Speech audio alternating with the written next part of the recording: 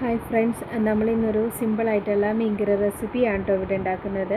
അതിനായിട്ട് ചട്ടിയിലേക്ക് നമ്മൾ വെളിച്ചെണ്ണ ഒഴിച്ചു, ഉലുവ പൊട്ടിച്ചിട്ടുണ്ട്, കുറച്ച് ഉള്ളി, അതേപോലെ വേപ്പില ഇട്ട് നന്നായിട്ട് മിക്സ് ചെയ്തിട്ടുണ്ട്. അതിനുശേഷം ഈ അരപ്പെന്ന് പറയുന്നത് ഉലുവപ്പൊടി, തേങ്ങ, മുളക് പൊടി, കാശ്മീരി മുളക് പൊടി, മഞ്ഞൾപ്പൊടി, ഇഞ്ചി, വെളുത്തുള്ളി, വെള്ളം ഇതിട്ട് നന്നായിട്ട് അരച്ചെടുത്തതാണ്. ഈ അരപ്പും കൂടി നമ്മൾ ആ ചട്ടിയിലേക്ക് ഇടുക.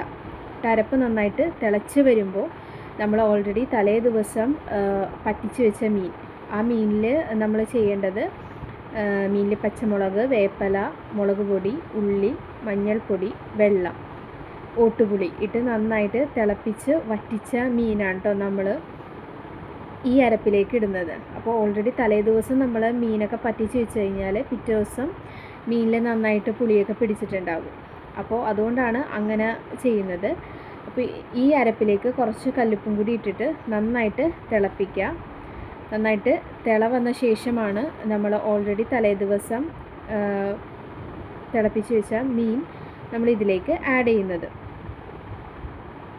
അപ്പം നമുക്ക് ഈ അരപ്പ് നന്നായിട്ട് തിള വരാൻ വേണ്ടിയിട്ട് വെയിറ്റ് ചെയ്യാം.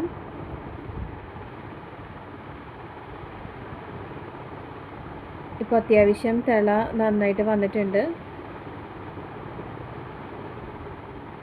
നന്നായിട്ട് മിക്സ് ചെയ്ത് കൊടുക്കുക. എല്ലാ അരപ്പും നന്നായിട്ട് എല്ലാം യോജിച്ച് കിട്ടാൻ വേണ്ടിയിട്ട് നന്നായിട്ട് മിക്സ് ചെയ്ത് കൊടുക്കുക.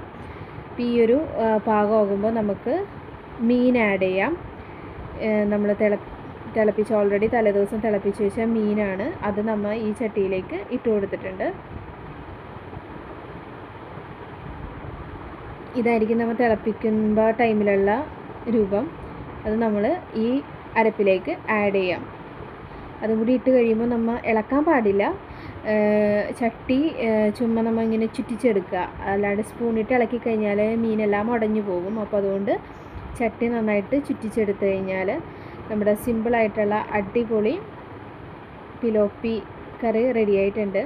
ലാസ്റ്റ് നമ്മൾ കുറച്ച് ചതച്ച ഉള്ളിയും വേപ്പിലയും കൂടി അതിലേക്ക് ഇട്ടിട്ടുണ്ട്.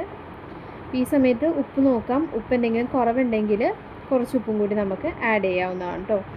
അപ്പോൾ തിള വന്നു കഴിഞ്ഞു. അങ്ങനെ നമ്മുടെ സിമ്പിളായിട്ടുള്ള മീൻകറി റെസിപ്പി ഇവിടെ റെഡി ആയിട്ടുണ്ട്. അപ്പോൾ മീൻകറി ഉണ്ടാക്കാൻ ആഗ്രഹിക്കുന്നവർ ഈ ഒരു റെസിപ്പി ഒന്ന് ട്രൈ ചെയ്ത് നോക്കുക. അടിപൊളിയാണ്. Thank you.